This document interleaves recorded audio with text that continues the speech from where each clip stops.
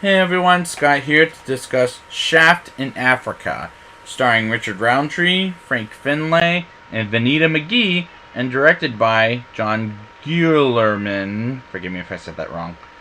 So let's just get straight into this movie because I don't know what to say about this one as far as my past, because I'm the newbie on this one, I will say.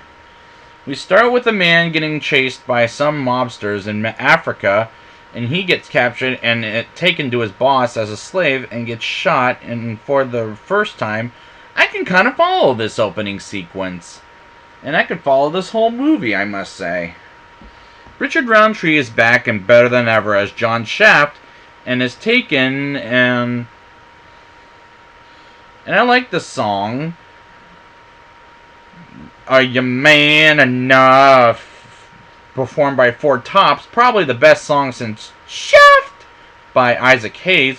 And Shaft wakes up in the horse farm and fights Styx with Wassa, who knocks Shaft's ass down twice. And he digs up a hole in the sand to bury himself. It shows that Shaft is a badass in this movie. And they offer him a job to become a slave, and Colonel Gondor brings Shaft to the airport to Africa, and I'm liking this so far. Shaft is explained the mission by Elemi, played by Vanita McGee, as he falls in love with her, and I like her as a Shaft's brief sex boss. And Shaft finds Wassa, which, in a clever kind of way, I'm kind of entertained by this movie so far. Shaft arrives in Africa to meet with his boss and talk about his assignment in Africa, and goes on a bus filled with Africans, and a white man is there to kill him, and as the others take off later in the ride, Shaft kills him and runs off out of the bus to find a way to become a slave in Africa. Is kind of pretty, but a little too bland from the shots of this movie. Shaft finds a dog and takes the dog with him and sees Elemi driving by, and they start smooching each other while the dog keeps an eye out for enemies. And I like the dog scenes until he dies, and that's when this movie turns around for me, kind of. I thought, damn, he should have got vengeance to get the motherfucker who killed the dog. For a few minutes, and a few minutes later, Shaft beats his ass, and that's when was well deserved. He becomes a slave. Shaft and Wassa bury the dog and gets shot by a sniper, and Wassa dies, and Shaft kills off the sniper killer. And I liked that piece of action. It was fast-paced. I found Shaft riding on a camel kind of humorous because I got the impression the camel doesn't like him.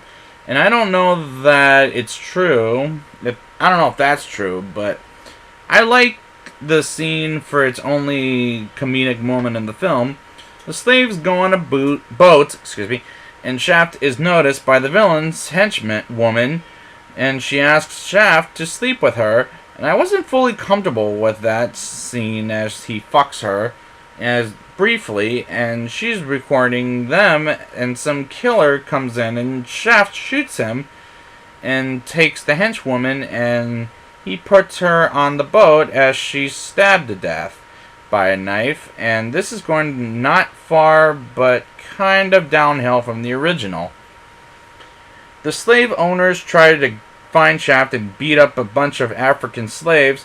Was terrible, and honestly terribly shot until Shaft kills all the motherfuckers and saved Africa, and it was an average of an ending. That would be my personal opinion. Now it's time for the rating. I'll give this movie a 5.0 out of 10. This isn't quite as good as the original, but much better than that last time, and for once, I can follow the movie. But it's in the middle of the road for me, and Richard Roundtree is much better than he was in the first two movies, and I like the new song better than last time, I will admit.